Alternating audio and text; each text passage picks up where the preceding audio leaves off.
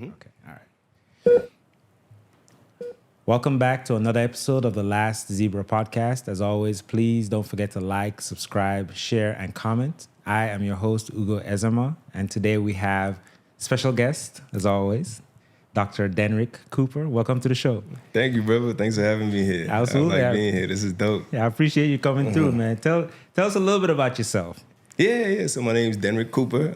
At the hospital, people call me Coop for short. Also, my nickname is Kimathi as well, but most of the times I go by Coop around from this side. I'm from New York. I moved down from New York about 5 years ago. Yeah. And so I did my training in emergency medicine residency in New York at Mount Sinai, St. Luke's, Roosevelt, and I call it Mount Sinai Morningside, Mount Sinai West.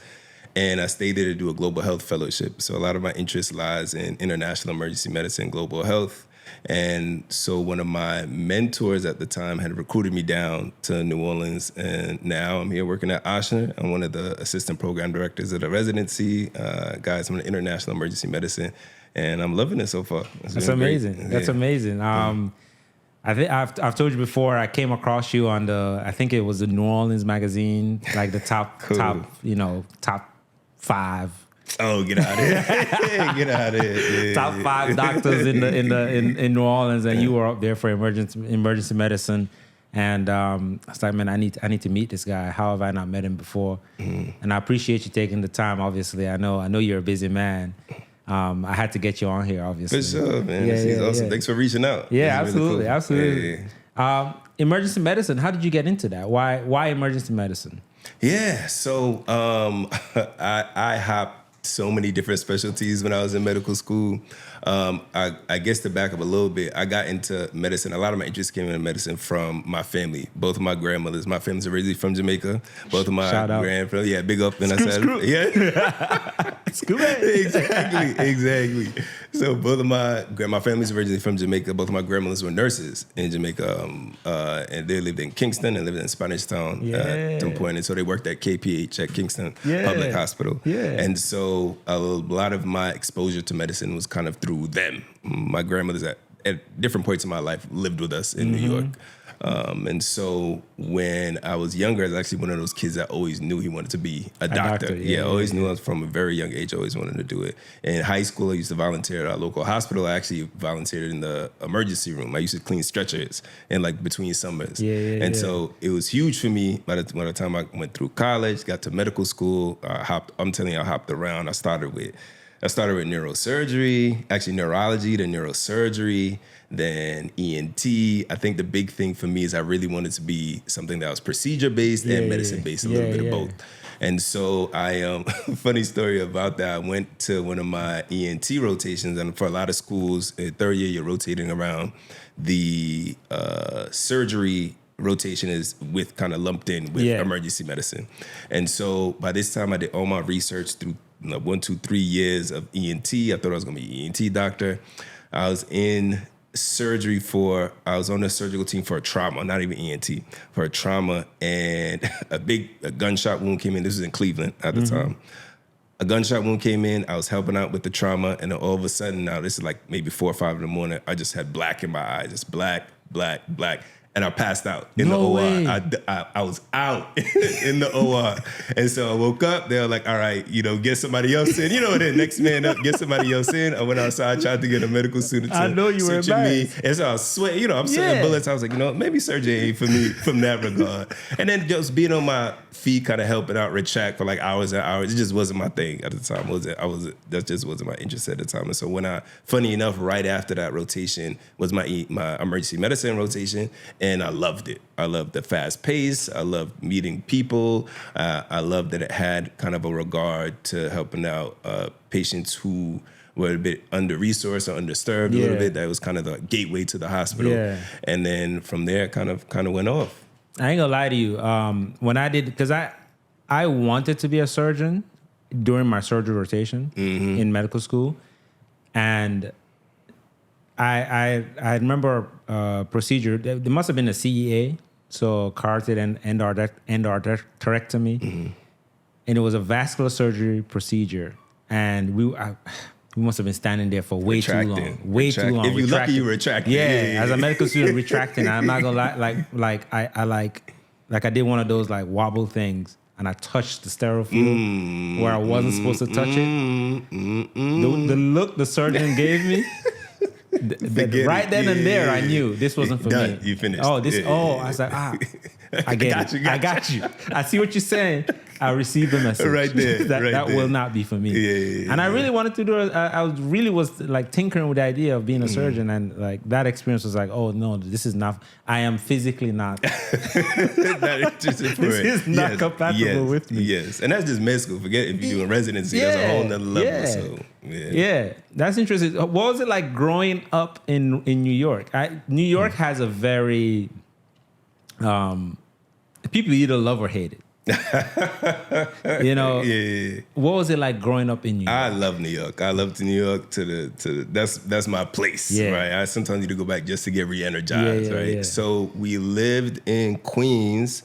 My family had moved down a little bit before. When I was young, we lived in Jamaica, Queens, ironically or coincidentally. And then we moved to Cambridge Heights, and then we ultimately ended up moving to Long Island, to Baldwin. My family lives in Cambridge Heights right now. Yeah, listen, between Cambridge Heights and Albans. Right off of Linden Boulevard. Yeah, I know exactly what you're talking about. Yeah. So I ended up going to most of my like early school, high schools in Long Island at the time, but all my family friends were still in New York. And then I went to Cleveland, and I came back to do my residency in Manhattan. So I love it. I still love it to this day. I go back to most of my family's still there. I still go see them. So I'm a bit biased in that regard. But I do love the pace of it. I think that's funny enough for emergency medicine too. I like the pace of it. I like it's everyone calls it, a cultural melting pot. You're meeting different people of walks of life, and that's I think that great way to learn about life too. New Orleans is a very different pace. Mm-hmm. How does that? So it's funny you mentioned that. It's funny because it's in and of itself, it's its own kind of cultural melting pot. Yeah, I think. But it's funny how someone explained it to me is that New Orleans is almost a northernmost Caribbean city. If you approach it like that, absolutely. And that's when someone said it to me. I was like, okay, all right. Now I understand the vibe there. Because it actually has all these big city amenities where it's like big sports teams, has these huge festivals, but it's a relatively small city for all those things going on. And so it's not like stuff isn't happening here. It's still hip. It's a slower, more, just the vibe is a bit more laid back, but I like it from that regard. And the pace is a very Caribbean pace. Yes, exactly. It's a very Caribbean pace. If you say it like that, then it's like, okay, cool, I got you. Yeah. But it has its own swag, its own thing that's kind of largeable in and of itself. Was this job that you have here in New Orleans, was this your first job out of training? Yeah, it was my first job out of training, right out of fellowship. So I had, when I finished my fellowship, I knew I wanted to go somewhere warm. Like I went to school in Cleveland, came back. I was like, I just want to go somewhere warm. And so I had interviewed a lot of places in Miami. I had interviewed in Houston. And then one of my actually former APD was from here. She had left a few years before I graduated from fellowship. So she was working here, and I kind of reached out. Actually, to be honest, I almost ended up in Houston. Like I was actually looking for apartments and everything. But I reached out back to her saying, she told me like they're starting a residency here. And so they need someone to do international. So a lot of the places I interviewed, I was just going into like community settings, and I wasn't really going to use my fellowship. So I was going to be like, I spent 2 more years in my fellowship. I kind of want to still get involved, still doing the academics. I love teaching. And so when they told me the opportunity was here, I interviewed here, it's funny, one of my friends, I came down for a tropical medicine conference. Yeah. And I loved it. So I loved it after that one weekend. And then I did an interview like a month later, and I ended up here. And you say your fellowship was in international emergency medicine. Yeah. And you also mentioned global health. Mm-hmm. Is that the same? Is that a part of global health? I mean, it sounds like it should be. Yeah. So I think global health is probably the bigger umbrella term. Yeah. And then you have international emergency medicine. But even within international emergency medicine, there are kind of different avenues people take. So a lot of people kind of associated with humanitarian response, which is a very much a large part of it. Yeah. But people can, because with the fellowship, they pay for your MPH. So I went back to school, got my MPH, and with that, a lot of people may just go the bio or epidemiology route, biostatistics route, work for an NGO, just do research work for my co-fellow. A lot of my co-fellows ended up working for the WHO or CDC or something like that. Or you can go the more educational route, which is what I did. For a lot of countries outside of the U.S., emergency medicine is a young. Even for the U.S., emergency medicine is still a young specialty. And so a lot of times when I'm going places, I'm teaching mid-level providers or doctors or anything of how to build capacity through education to make emergency rooms, and then teaching emergency medicine, because it's a whole different style and approach. Oh, so it's not so much and correct me if I'm interpreting this wrong, but it's not so much a patient focus as opposed to a public health focus. So your primary education is to the providers.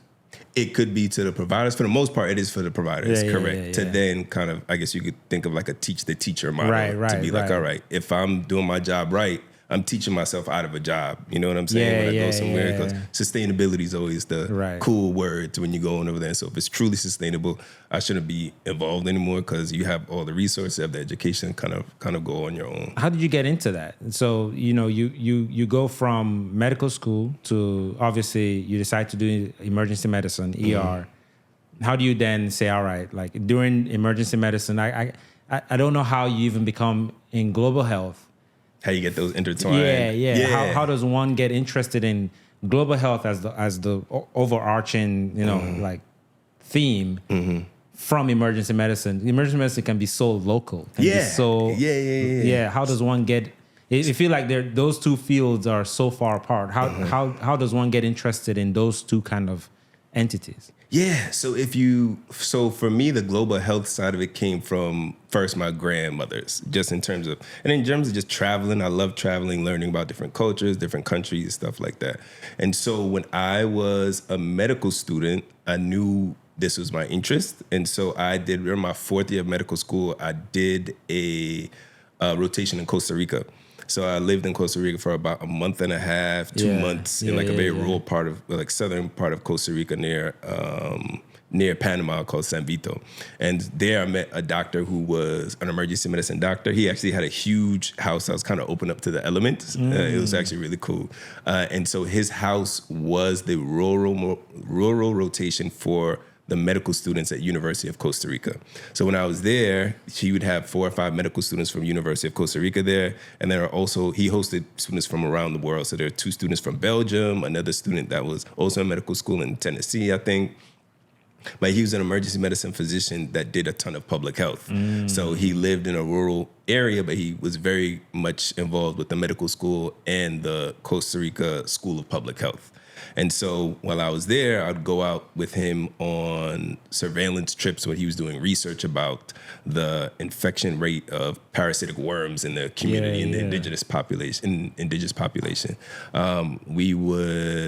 at the same time, I was also trying to learn Spanish. So I'd also go with him to the emergency room and see patients. So that was kind of my real kickoff. And so everything after that, I had other experience to kind of augment it. So I was there. Then when I was a resident, I spent a month and a half in Uganda at the time, working in the emergency room in rural Uganda. So all these experiences kind of built on one another and led me to my fellowship, which kind of gave me access to other things too. That's impressive, especially because I'm curious about how, like, your colleagues, especially your colleagues specifically in emergency medicine, how they felt. The ones that are like the purists in emergency medicine, I don't know if they had any sort of smirks about doing global health, because that is truly an academic position, and you clearly have a passion for academia in the first place. What was that discussion like with your co-fellows or your colleagues, saying, this is what I want to do? This is what I do. So I went to a residency that had a fellowship. So I stayed the same place I did my residency. I stayed for my fellowship. So most people were exposed to it. Yeah, exactly. Most people were exposed to it. And you're living in New York City where the vibe is a bit that, and I had a whole vein of social justice involved in it too. So that was it from my side. And then it's funny because we incorporate so many people into the global health side. I incorporate people from ultrasound, people from EMS. There are a lot of different ways to explain it. So the way I normally say to even medical students who are learning about it, to say like, all right, God forbid, I have a heart attack right now. Like, what would you do? Answers, they kind of talk to themselves. All right, finally you get to the answer, you call an ambulance. All right, that makes sense. All right, the ambulance comes here, picks me up, takes me to the hospital. You see an emergency medicine physician. They triage you to, all right, you're having a heart attack, call the cardiologist. I get admitted, get treated. If you are in a place that lacks any one of those steps or resources, then that's a lot of the things where international emergency medicine comes in, right? So say if you're in a country that doesn't have 911, right? Doesn't have this infrastructure. Say if you don't have a known phone number to call, right? When I was in Uganda, Good Samaritans are picking up people from MVCs or motor vehicle accidents. I saw that all the time because there was no localized, expansive network for 911, right? Say if you are calling 911, but now you don't have enough EMS trucks, which also is a huge thing. You don't have EMS to get there. Whoever's driving you has to be trained, all right? Someone may just be driving, which another thing we ran into is that people would volunteer, but you have to put in time and value and resources to train somebody to stabilize you on scene and then bring you to the hospital. You get to the hospital, what if you see, and back in the day, this is how emergency rooms used to be. It used to be any physician that was there. Maybe a surgeon, maybe an internal medicine doctor. Not until the 60s did it start going into actual trained specialists in emergency medicine. So, and even before that, it was just kind of the pit where medical students or junior learners would just be to take care of people, it's kind of like that in some places still. So depending on who you saw, their training would regard how well you'd be serviced. So say, thankfully, maybe it was an internal medicine doctor or a cardiologist or a pulmonologist could be like, all right, you're having a heart attack. What if it was, no offense, what if it was an orthopedic surgeon who came through? It's like, all right, I just don't see this as much. Just to reverse, say if I broke my arm and now a cardiologist or a pulmonologist taking me as opposed to the other side. So there's a lot about what international emergency medicine does is working with building systems in low resource settings and then kind of filling in and helping out to manage those areas where we would have it here. Do you feel like there are, just like how you're going over there and trying to implement some of the systems here to kind of help foster a much more robust health system as a whole, are there parts of the places that you've been, Costa Rica, Uganda, that you feel we can implement on this side? Yeah, I think the learning is always a two-way street. Yeah. Right. It was kind of funny because when I was in I forgot where I was. It was Uganda, or Liberia at the time.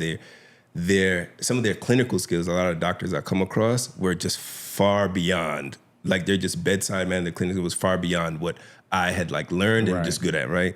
When you don't have the resources to have more objective findings in terms of ordering labs, ordering imaging, what do you rely on, right? You fall back on what you got taught. Right. And they just had a whole expansive knowledge of more relying on their clinical skills, physical exams to diagnose things that we just had, I just order a lab for that, or I just order imaging. I have, now I have MRIs, right? I'm just going to get an MRI. I don't need to do that. Whereas you almost have to stratify or kind of limit the amount of resources you're using. Ration your resources to a certain degree, depending. So that affects the kind of medicine you practice in general. And so I think that's pretty cool. I always learn a little bit more when I travel somewhere. Do you still get to travel for work in regards to international emergency medicine?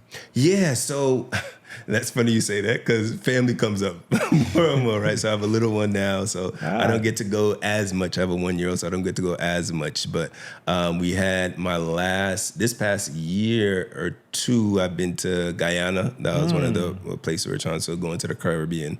And then, which was, I think, a huge full circle for me, there was my dad is from the country, a very, very small area called Point Hill. And so they actually organized a back to school drive for his elementary school. So a lot of people from the elementary school from England, of course, donated a bunch of money and supplies. And at the same time, they had an idea of all right, how about we do a health fair? So I got to go back, be a part of a health fair there, which was doing physical exams for the kids before they started school, doing blood pressure checks, glucose checks for this area that my family was from, really deep in the country. And every fourth person was my cousin, which was wild. And so it was awesome. It was awesome. I hope I get to continue doing that too. That's amazing. Tell me a little bit about why academia then, especially for emergency medicine. I think I think of emergency medicine as one of those fields in medicine that it's a primary care field. In the same way I think of family medicine docs, the same way I think about internal medicine for hospital. It's a foundation kind of field in medicine, practice in medicine. So there's a necessity no matter where you go. Like you need ER docs. Yeah. Why and how did you make the decision to go from academia to versus private practice, where you're going not in a place as an academic setting versus working in a private hospital or in a private with a private group? Yeah, that's a big question and a decision I had to make before I moved here. For me, I really love education. I love learning. And that's kind of always been. I'm always trying to learn the next thing, always trying to be 1% better to a certain degree. And I think in academia, you kind of get to share the growth of learners and people around you at the same time. All right, especially as this position I am as an APD. I'm telling you, I'm going out after this to go hang with my residents, to really see them. And so you get to see them to go from a novice learner to one of your colleagues, like an attending, right? We just graduated our first class, and I work with some of the residents. I trained this person now. And so, I remember you when you were first year day intern, and now it's like signing out to me, telling me, Coop, that's wrong. You need to do such and such, which is cool because you get to expand with them, you get to grow with them too. So I think that's what kind of kept me in education and what kind of keeps me going to education too. I'm often curious about people that, because it's a thankless job. Academia, I think of academic physicians the way I think about teachers in general, because that's what it is. You're just a physician teacher in that role. Thankless job in terms of there's pay disparity, there is underappreciation, a lot of those things that go into it. So I have a lot of respect for, I don't think it's for me, but I have a lot of respect for my colleagues and my friends and my mentors, obviously, because you all came from it. We all came from it. Exactly. We all came from that. Yeah. And I think for the people that do it really well, it has to come from somewhere deeper. It can't be something that you're just like, all right, let me just do this. Just do it. It has to come from somewhere deeper. You've mentioned your grandmother a couple of times and the influence she had for you. This is your Jamaican grandmother, I'm sure. How does she feel about you, especially when you decide to go into medicine, to becoming a doctor? And we've spoken quite a few times on this podcast about the immigrant mindset about, if you're going to do something, it needs to be doctor, lawyer, engineer. You're going to do something. You're going to do something. It needs to be one of these things. How does she feel? If she, because a lot of times they don't even express it, right? So like, yes. But from your interpretation, how has she expressed her pride in you? So they were incredibly happy for me. Unfortunately, they passed away. Both of them had passed away. One a little more recently, another one when I was in residency. And so luckily, they were there when I graduated medical school, so they were able to communicate how proud they were of me. And then later on as well, but when I was doing these other things. And so it was even a huger step when I went to this place in Jamaica where my father's from. Yeah, I brought the magazines with me. And so now, deep in the country in Jamaica, there are like 10 magazines in this house. And so it was nice to share that with my family, and kind of they've seen me rise from, it takes a village. So when they see me winning, they're winning to a certain degree. It's like the larger community is winning. So it was an amazing, beautiful thing. I was able to share that with them.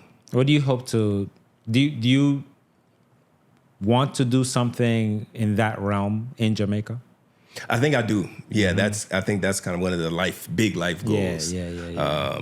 Now with all of my training, I kind of have more of a foundation to see and I've worked with a lot of different people who did NGOs, who made small kind of clinical foundations, and I kind of see all the work and what's kind of just peeping in the background, like, oh, that's how you did. Okay, that's how you do that until it's my time to do it. So I think that's the big goal, and eventually I'll get there.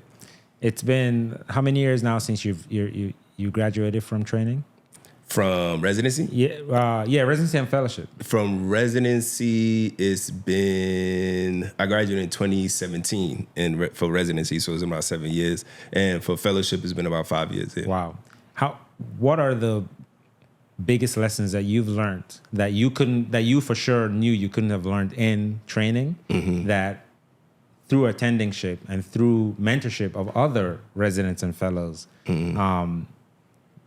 that you've picked up, that you were like, you know what, like medicine is a forever learning experience, but and the next 5 years will be very different from these previous 5 years. What are some of those lessons that you've learned post-training in these past 5 years that have greatly enriched you as a provider and as a person? Whew, that's a good one. That's a good one, brother. That's a good one. That's what we do here in the Last Zebra. That's what we do here. Not the camera look too. Dag, for me, I think medicine is such a humbling experience every day. To me, it's such a humbling. There's always learning to be done, and you can always get better regardless. So I kind of like to apply that to all parts of my life, whether it be, being a better doctor, being a better, son, brother, cousin, father, husband. All these things can be applied to it at the same time. And I think, as much as it can get stressful, as much as sometimes, like, dang, I'm not trying to go to work, I'm not trying to see this patient, I'm very frustrated with one of my patients or even colleagues or something like that. The more I take time to invest in the relationship with my patients, even though some of them are really short, I think it becomes very fruitful and it gives back. I always start this conversation from experience I had in residency. It was just one where I was just, I was just burnt out. I didn't want to see anybody. And there was a gentleman who was homeless that would always come into the emergency room, right? We call patients who always come in frequent flyers to a certain degree. In and of that stuff is a little bit degrading as well, but just in terms of patient who's always coming in. Yeah. And he always came in, and he was always just kind of hanging out just for a place to sleep. And so we'd always say, like, all right, you can just spend the night, but, during the day, we might have to discharge you just to see what's going on. This is back when I was in New York. And then one day I just took the time to sit down and just talk to him. And he kind of laid out his whole life story, what he was doing before, where he lived, his transition to being unhoused, and how it was living on the street and coming into the ED. And I was so thankful he was able to share that with me, because that came into another understanding of what was going on and why he was coming here, right? Because often in emergency rooms, is that safety net for a lot of people. So being understanding of the resources that you can provide to them to help in these situations is incredibly helpful, and a part of public health, right? A little bit of outside. Always try to teach the residents, even though we treat people in the emergency room, we often discharge them back into the environment that contributed to the disease process in the first place. That's a great point. And so if you're not dealing with and understanding, these social determinants of health, which has become a hot topic more recently since COVID, I think that you're doing a disservice to patients and a disservice to the community without having that understanding to it too. So I try to really invest as much as I can, sit down by the bedside, even though emergency medicine, those patient interactions are short. I try to make them as, fruitful and vital for me when I'm helping out the patient, and also for me as a physician. What's a general misunderstanding that most other providers that aren't in emergency medicine have about emergency medicine that you feel, and for the public at large? So first, what are some general misunderstandings that people have as your colleagues? So I'm pulmonary critical care. We about to get into it. No, Let's do it. I'm gonna deny that admin. I'm joking. I don't do that at all.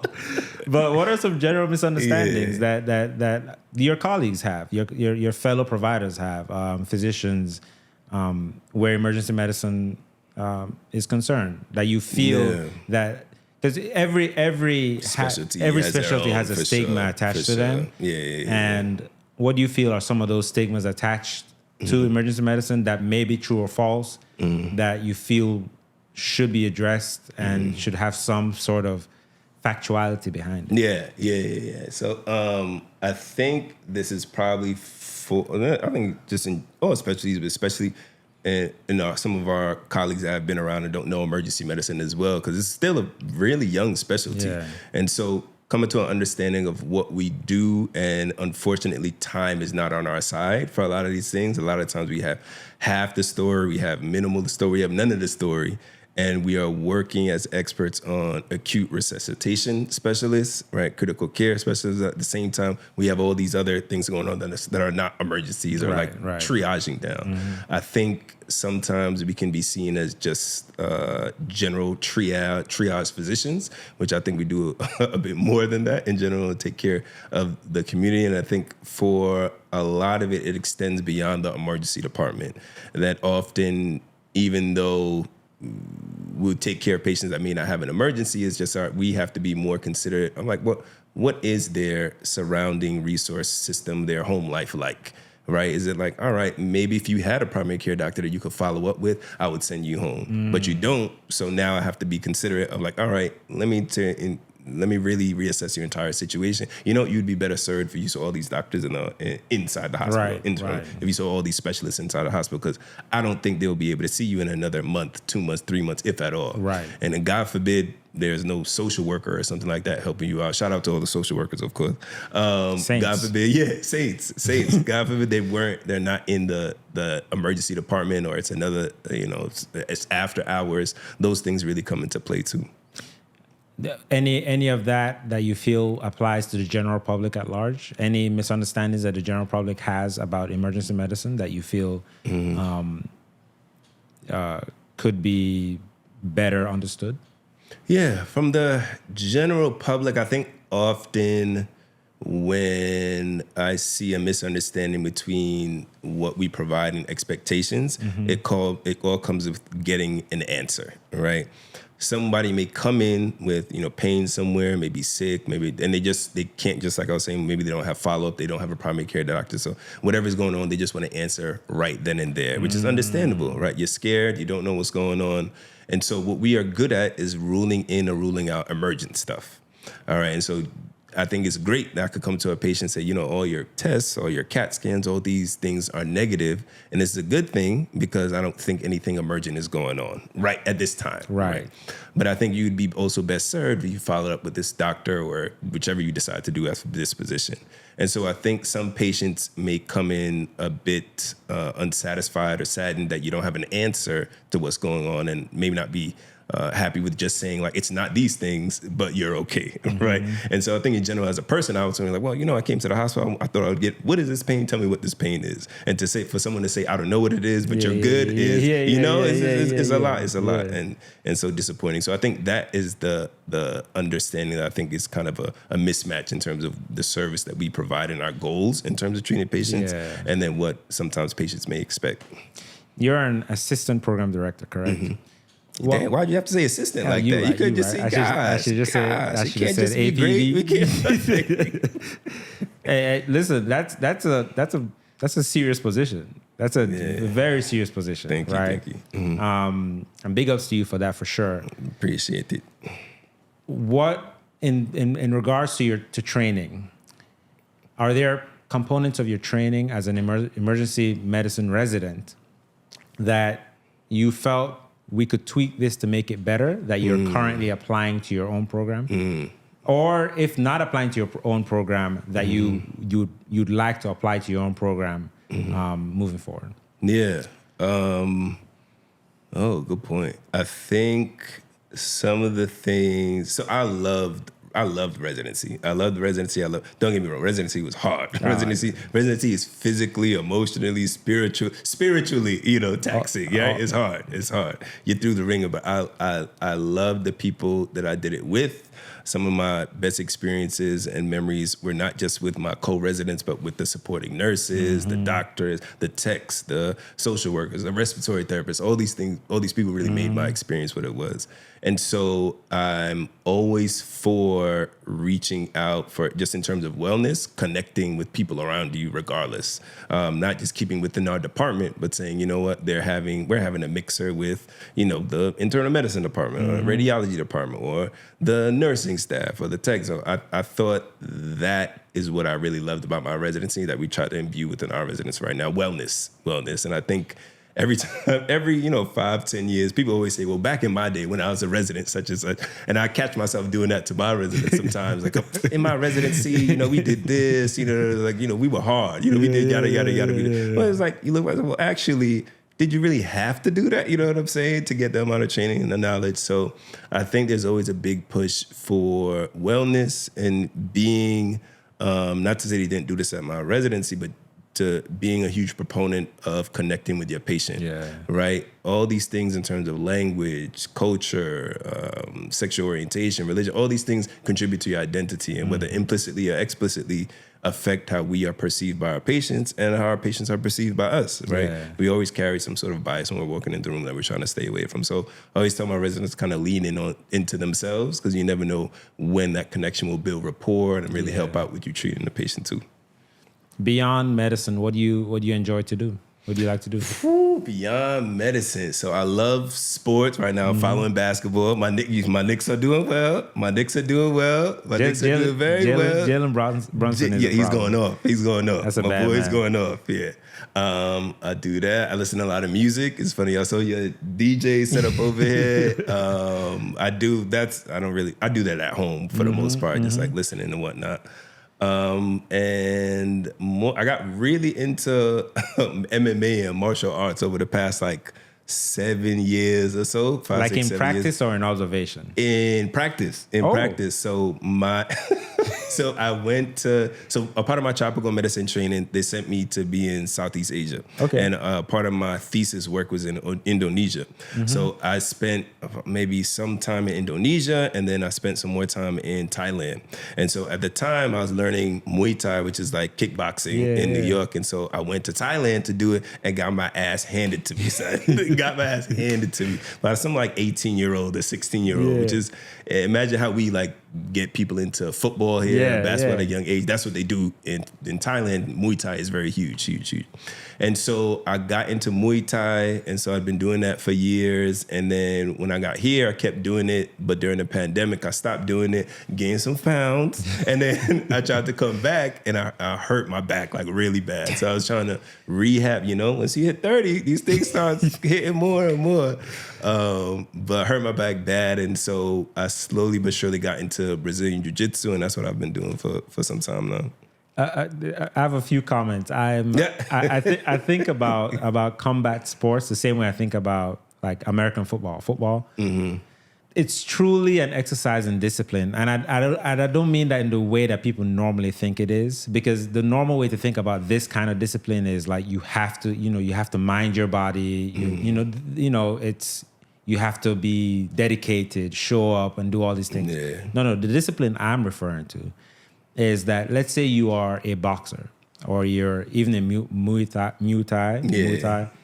There are rules to the game. It looks chaotic, but there are rules to the game. There are certain things you cannot do, correct?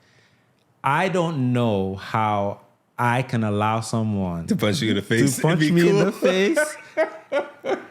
And then keep it moving. And just keep it moving. Yeah. Like, hey. Don't take this personally. Hey, that's a little hard. Yeah. Hold up now. Yeah. Like, to me, that is discipline. I'm always, every time I watch these things, when I watch UFC, any MMA, and someone is, the other day I watched, not the other day, but it must have been last year, the Terrence Crawford fight with, his last fight, I forget who he fought, who was supposed to, they were both undefeated.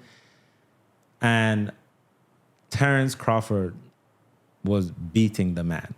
Just, it was like a class. Yeah. And this is boxing. Yeah. And I'm just like, the guy getting his butt whooped has tremendous discipline. Yeah, he got folded though. He got folded. Yeah. To take that and not break the rules is, I think, an underappreciated element of combat sports. That's where I can't, like, I don't have that kind of discipline. You know what I'm saying? Like, if you're in competition and someone is clearly your superior, and there's nothing you can do about it. Yeah, period. But you can't quit either, right? So, like, because quitting you're is... here. Yeah. You can't, you just gonna have to take this beat. You just got to take this beat. You know what that sounds like? What? Residency. It sounds like residency. So you're saying I'm well equipped? I'm ready? Your mind is there already. Your mind is there. Your mind is already there. As an expert in international emergency medicine, global health at large. You were here for the pandemic, the COVID-19 pandemic. Yeah. So you must have been, let's say, a year or two outside of your training. Mm-hmm. What was that whole endeavor like? What was that whole experience like from your very unique perspective? Because this is kind of your world, right? This is, you mentioned some colleagues that go into epidemiology, go to the World Health Organization. This is kind of what you're trained for. Mm-hmm. What was that? Speak to that. What was that like navigating through this from the beginning where things were a little bit chaotic, and clarity was really slow to come by? Sure. What was that? What was it like navigating that? Yeah. So that was a very interesting, tough, hard part of my life, mm-hmm. just as a physician in general, expanding mm-hmm. on that. When the pandemic started, I'd been reading about it in China. I've been reading about it just for my public health interest in general. And even myself, I was sitting there like, it's not going to come over here. And even I was doubting, even with all my training and research and stuff. And then a lot of the people I had been, following with, people I went to school with, we were just talking about it more and more. I was like, what is going on now? It's on the West Coast. Like, all right. And so the more and more we learned about the virus, inherently, as they did research more and more about it, and I'm reading the epidemiology and biostatistics stuff about it. It's just like, oh no, this is serious. Like, this is highly contagious. It's airborne. It's like all the makings of something that would be an epidemic. Right. But we hadn't seen the likes of this since flu when it was back then. Like nothing anywhere recently. Yeah. Right? And so 1910. Exactly. And so when I remember the first case I saw, I remember the first 2 or 3 cases I've seen. I was working, and the disease definition changed over time. At first, especially from a pulmonologist, it was a bilateral multifocal pneumonia, and here are the tests, but the tests come back in whatever many days, 10 days, 7 days, or anything like that. And so I remember getting in touch or taking care of an older patient who came with pneumonia, multifocal pneumonia. And we're just like, well, it only looks like, at first they're like, oh, so it's in one lung, so it's probably not COVID. And I was all up in this man's grill. I'm telling you, no mask, nothing. You know what I'm saying?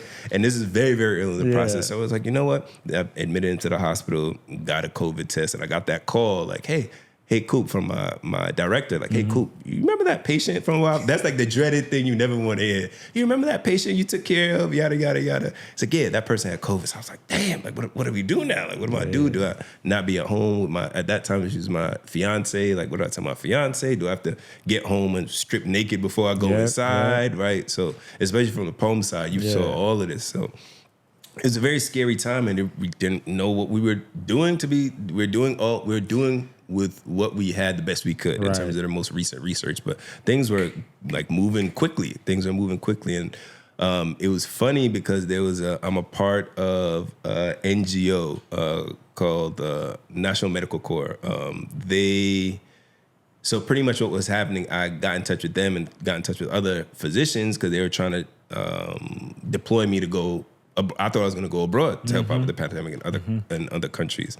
And so it was funny because when I reached out to them, they reached out to me like, oh, okay, yeah, we're going to deploy you, but you're going to deploy into New York and Queens, actually. I was like, dude, I just got here. You're going to deploy me back to my area.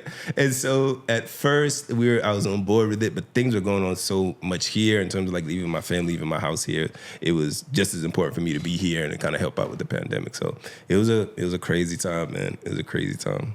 My mother, she was just here. She's a general practitioner in the Cayman Islands, and her and I were having a conversation about just reflecting on that entire period of the years of the pandemic. And I think what it really exposed to the public was the scientific process, right? So I think a lot of people look back at it and it was like, see, they were wrong here. I'm like, but that's the way science works.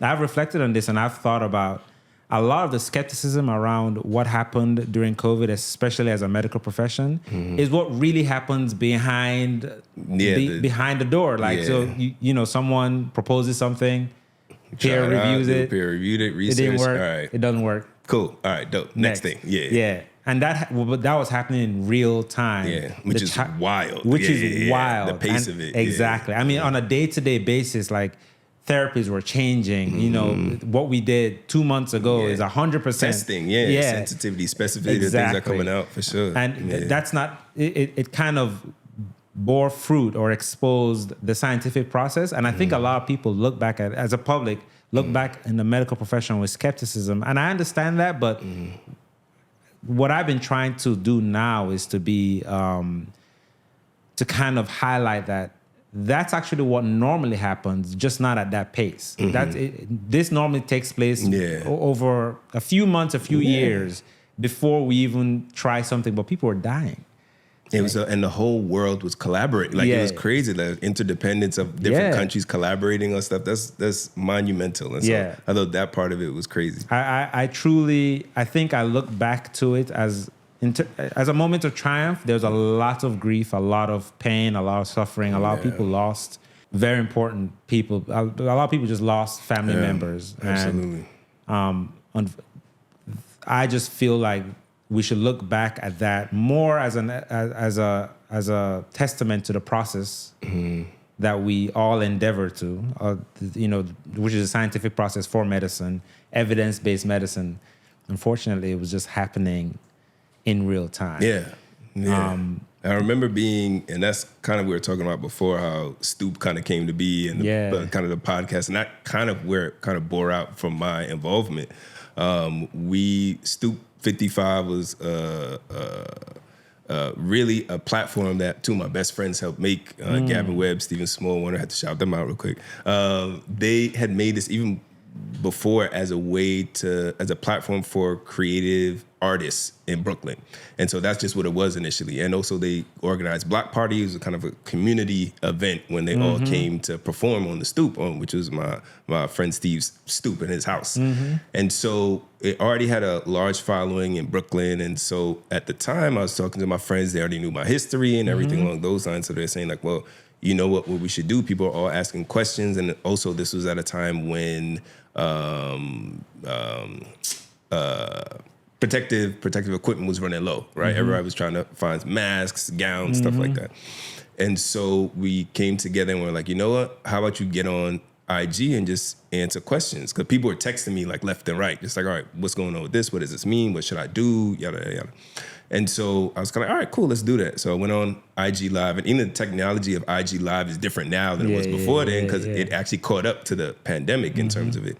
So we did kind of an IG Live session, and the feedback from it was great, because a lot of people just came in asking questions, and the questions were all like, was wide, right? The breadth of it was wide. And so we kind of used it to say, you know what, how about we start like a podcast or a bit of a vlog, a conversation about this, just answering questions. And so it kind of started off as just answering questions, a way to raise money for protective equipment for Brooklyn Hospital at the time, in ER. So, we went from one guest to being a critical care physician that I knew, a nurse, a tech. Then we're like, you know what? There's so many things going on at the same time. Black Lives Matter was going on. There's a lot of social justice and change going on. So how about we have more local officials? And so someone who's running for local office in Brooklyn. And we had school teachers from New Orleans. We had barbershop owners, small business owners and everything. So it kind of expanded from there. And so it was a great time to, like, every week it was on it though. Like every week it was different. I would be treating patients in the hospital, in the ED, kind of being in it, reading all the research, and then, going to the podcast. All right, let's talk about what's changed and stuff. So it was a great time, and I think a real experience and kind of a platform for me to jump more into social justice and community outreach and stuff like that. What do you hope to do with that project now? Yeah, so it's still going, but I think from the side of doing vlogs and stuff like that, we've definitely slowed down, because I'm not gonna lie, I was burnt out. It was just if I didn't have that to do, I would have been burnt out in and of itself. But that was a lot. Every day it was kind of like the catching up with what was going on, trying to read about it, and we're gonna talk about it too. So it was fruitful, in that it helped that I was still keeping in touch with people, because everybody was at home, right? So it was a way of making connections. And so now we're still at a stage where we're kind of unsure what we're going to do with it, kind of on what next huge steps were. before I even started that, they had come with me to Uganda to film a documentary of me out there. Yeah. Oh, yeah. And so we had that documentary going. So now it's kind of like, all right, what are we going to do with this? Do we want to change a little bit? Do we update it to see what I'm doing now? Because a bit has changed since then. But we kind of have a lot of things in the mix. I am pro. Over the last year, I've become very pro content creating. Content creation.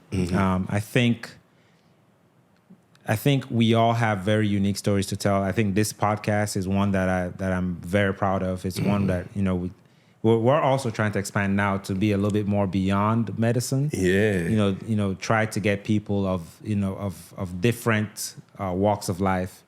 But in general, I think everyone's unique story is one worth telling. Yeah. Right.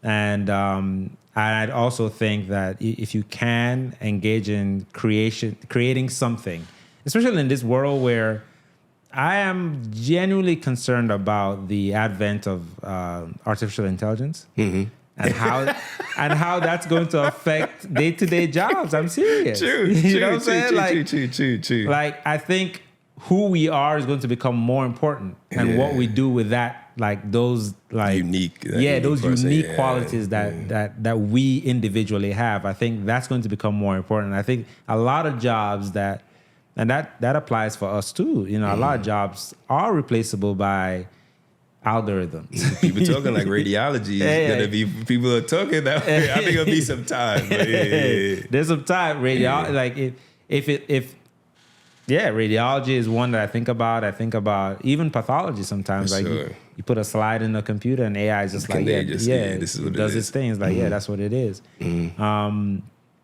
But I think our individuality is going to become much more appealing, and we should lean into that and telling our stories. So I'm excited, also a little bit, you know, a little bit afraid. A little bit afraid about what that means. You mentioned, you know, stepping into fatherhood over the last year or so. Yeah. Can you talk about how that has changed you, and if so, how has it changed how you practice as a physician? Whew. Ah, man, fatherhood has been genuinely the hardest thing I've ever done. Wow. But the most rewarding thing I've ever done at the same time. It's been amazing to a great, just to see a person just slowly but surely change. And because it's funny because she looks very much like me at the same time. So I'll ask, well, don't do that, no to that. It's like, I'm talking to myself right now. She'll have like little faces like, that's my look. Like, how you gonna do that? And so it's been amazing, man. And once again, another humbling experience. I'll tell you a story. My wife went into labor, and she's been, you know, my partner, my rock. She's been amazing through this whole process. And when she turned up, and keep in mind, I've delivered baby in an emergency room. I've changed it. And you don't want me to be delivering babies, but I'll deliver babies if I have to. You know what I'm saying? And so she came to me, like this was in the middle of the night, like 3 a.m. I just came back from a shift. I was working late night shift. And she turned over and she shook me awake, like, hey, Kimathi, I think my water broke. And I was like, what? It's like, I think my water broke. And this is like maybe 3, 4 a.m. So she kind of described to me what was going on. I was like, yeah, I think that's it. And she's like, what do I do? So I was like, well, you know, so my, you know, clinician brain starts coming in. Like, are you having contractions? What's going on?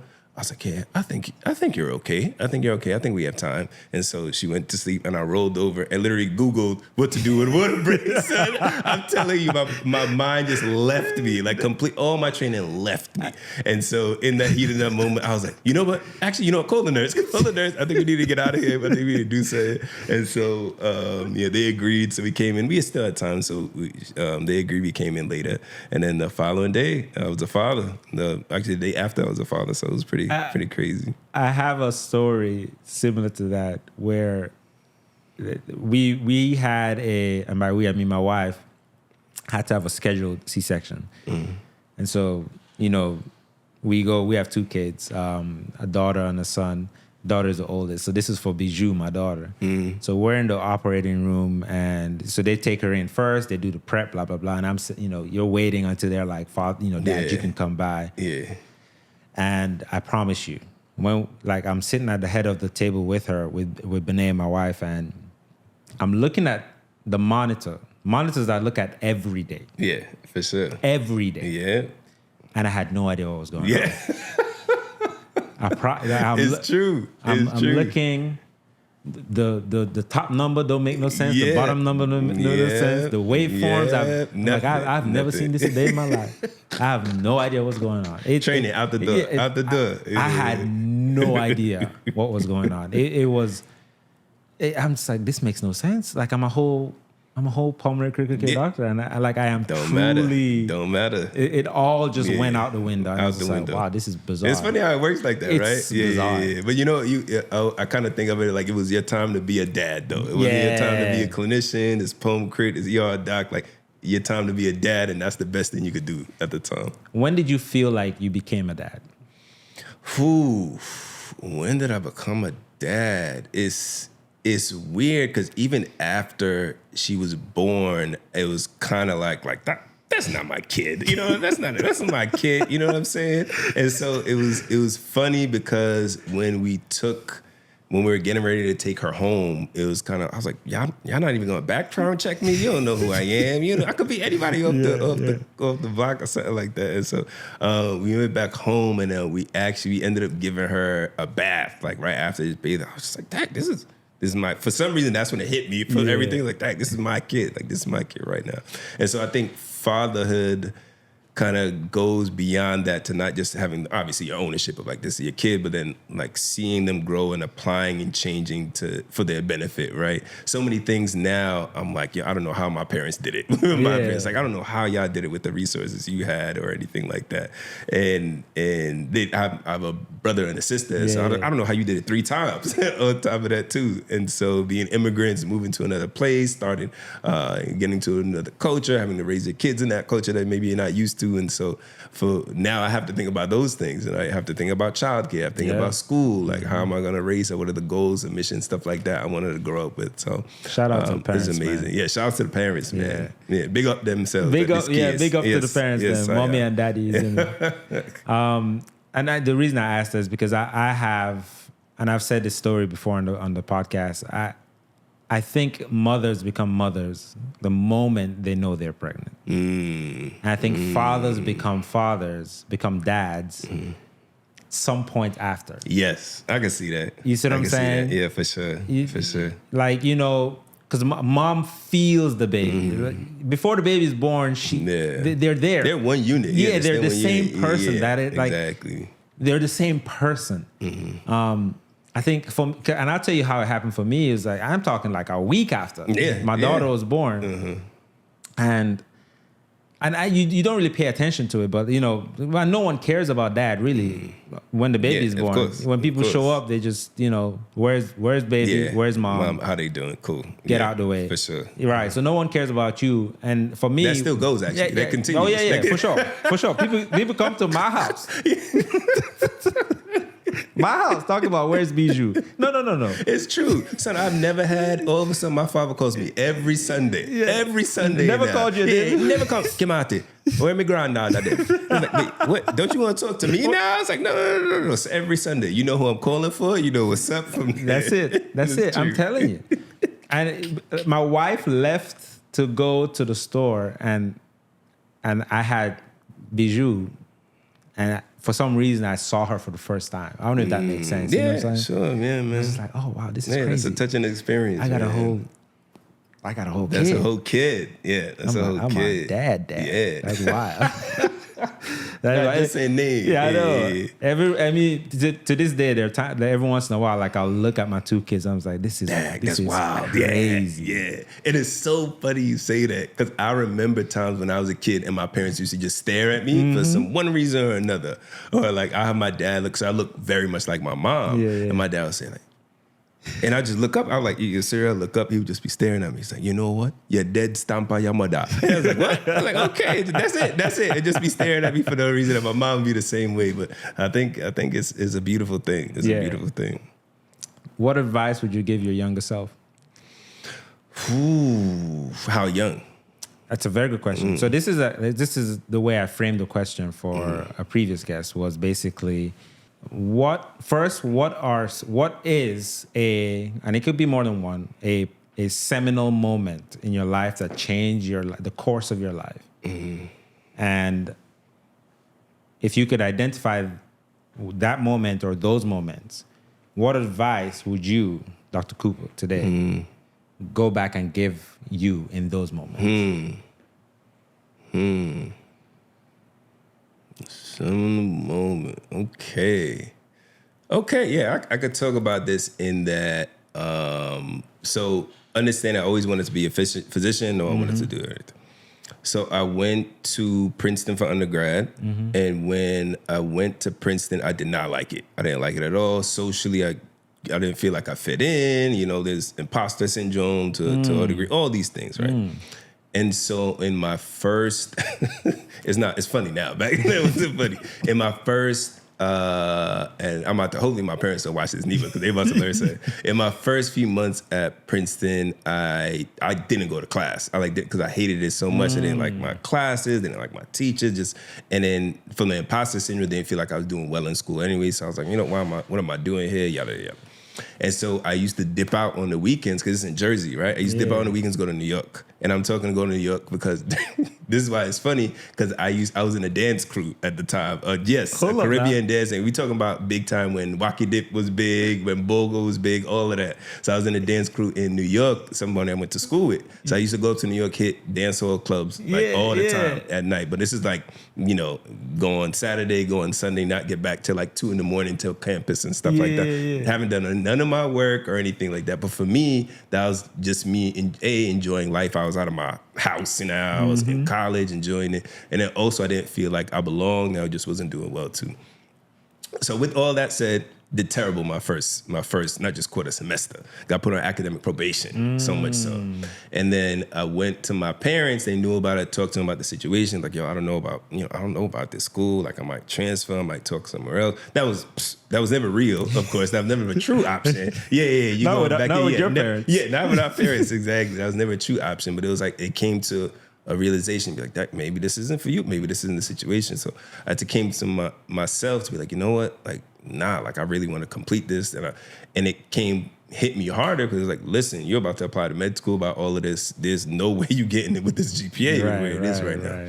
And so I came to understand when I was talking to just my parents and just not just outside of myself, but trying to believe within myself to be like, yo, this is something you can do.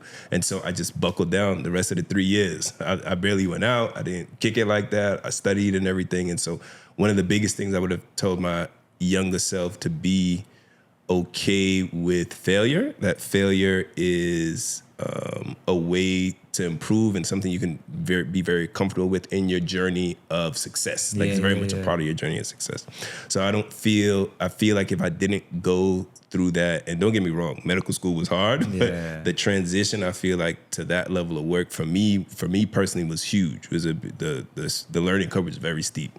And so I think being comfortable with failure, being comfortable within failure and coming to an understanding that it's the process, that's a part of the process, I think that's what I told my younger self. Well, one of my favorite quotes that I learned recently is, I don't lose. I either win or I learn. Yeah. It's one of my favorite quotes now. It's true. And it's funny, like the things that having children makes you pay attention to. I think I wrote it down in my little notebook. Like, I'm going to teach my kid this one. You don't lose, son.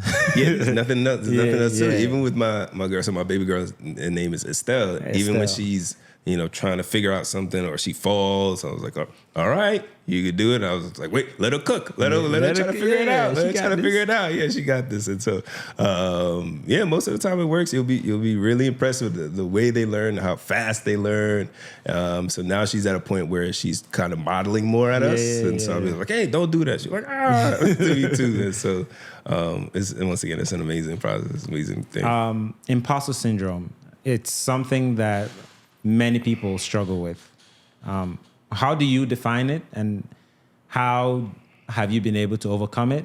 And what are the characteristics, or what should one look for to help kind of enrich you to kind of overcome that sense that you don't belong? Yeah, I think you hit the nail on the head right there, the belonging. And I think it is a expectation that we have with the things that we've seen around us to be like, this is what this person who's involved with this position looks like in general, right? Once again, identity. This is where it comes in. If you don't feel like your identity matches with whatever position or goal that you're striving for, then you feel like once you get there that you're an imposter, or you even worse than that, you don't belong there. You shouldn't even be striving for that in the first place. And so I think a lot of my dealings with imposter syndrome in general, and what I kind of teach with the residents, is leaning into yourself, kind of understanding that even if you don't see anybody around you, it's okay if you are the first person, right? Because you'll be a trailblazer in that type of way. And then I also think this is where mentorship comes in. That's huge. Everyone can tell you whatever position you got into, you got in there because you had some sort of connection. And a lot of decisions about your life get made behind closed doors that you're not in the room, right? There's that long saying about it. So I think with mentorship, there's somebody that can tell you, who's either been in that position or been around in that position, can tell you like, I've been in that, you're a shoo-in for that. That's perfect. You need to apply for that position. You need to do that application. No, there's so many times, especially being a Black physician, where you do not see yourselves. Yeah, this is where identity and overall representation, right, matters, right? Seeing someone that looks like you in those positions, like, all right, this belongs to me as well. I'm open to this too. And so having mentorship just in all regards is really helpful for that as well. I have a dear friend of mine, Shalay Brown. She's a home crit sleep, Dr. Piomia Brown. And she was a guest on the podcast as well. And we spoke a little bit about it and about imposter syndrome. And she had said that the very fact that you are there is a testament that you belong. Period. You see what I'm saying? Yeah, I dig it. You being there is testament that you belong. Yeah. And I'm reflecting on the way you described it, and you leaned in on identity. Do you feel like that first year you felt like your identity was kind of tied to New York in such a? Do you feel like you were like, well, I don't belong here, yeah, but I definitely belong. I definitely belong here. Like the Jamaican dance, exactly. You feel like that maybe that's why you were leaning into that identity so much, but. You can reform your identity to I guess be your true self, because especially as you grow, you kind of take on the role that's required of you. Exactly. Even when this APD job, the same thing, when we're kind of applying to it, and even I was kind of thinking to myself like, heck, I don't see, there are not a ton of APDs out there that look like me. I felt I was a bit young. I'd always thought I was going to get into education, the APD role. But this would be something that's, 10, 15 years and like later on in my career or something like that. So when it came up, I was kind of asking, I actually asked my former PD from New York, and he was a mentor of mine, right? And so I was like, I don't know about this position. I don't know what I'm going to do. He's like, nah, get out of here. What are you talking about? Like, go for it. And just someone who... just having someone to believe in you enough to take that first step, just like someone to support you enough to take that first step, to envision that for you was huge for me. And so that's what I think I try to relay onto my residents. I want to be like, yo, you want to apply for that fellowship or even small, like, yo, you could see these amount of patients, you could take care of this ailment, it's nothing. I think that's one of the most undervalued or underappreciated aspects of just life in general is support. I think one of the greatest privileges is support, right? And having people you can lean on to kind of guide you in the right way. What's that nickname that your dad calls you? Oh, Kimathi. Where's that Kimathi? Come from? Yeah, so it's Kenyan. It's a Kenyan name. So my parents are very, very much, especially my mom was very much into African names. So my sister, I have an older sister named Nefertari, and my brother's name is Nkosi. And so when I was a firstborn son, so my mom wanted to name me Kimathi, but as a firstborn son, my dad wanted me to be named after him. And so as a way of evening out, just as they came to an agreement, all right, everyone would call me the nickname my mom wanted to name me, which is Kimathi, and on my birth certificate is my dad's name, which is Denrick Cooper Jr. Gotcha. Yeah. Gotcha. Oh, that's impressive. That's awesome. Yeah. That's actually really deep. Did you do the same for your kid? No. after all of that conversation, I was about to say, dude, and it's funny because the meaning is Kimathi means earnest provider. It's Kikuyu in Kenya. I have it like tatted, all these things for it. It's like, oh, you gonna do something for your daughter? Nah. Probably not. Because I don't know. I had a conversation with my wife and my brothers and my sister don't have a nickname, but it's very common in Jamaica to have another name that people don't even know you by, right? I have an Uncle Trousers Foot. I have a friend named Blocka. I have all these things. Like, I don't know you. I actually don't know your real name. And birth certificates is a whole nother thing when you go up there. But I don't know. We kind of thought about it. We just stick with Estelle, Stelly, all these other nicknames that'll come out of it. I think she'll grow and find her home. She'll be all right. Yeah, exactly. Dr. Cooper, this was a great pleasure. Thank you so much for having me in, man. I'm looking forward to see what you do next, man. And this is amazing. We should definitely keep in touch. We definitely will, brother. Yes, we definitely will. Thanks. All right. That was cool, man.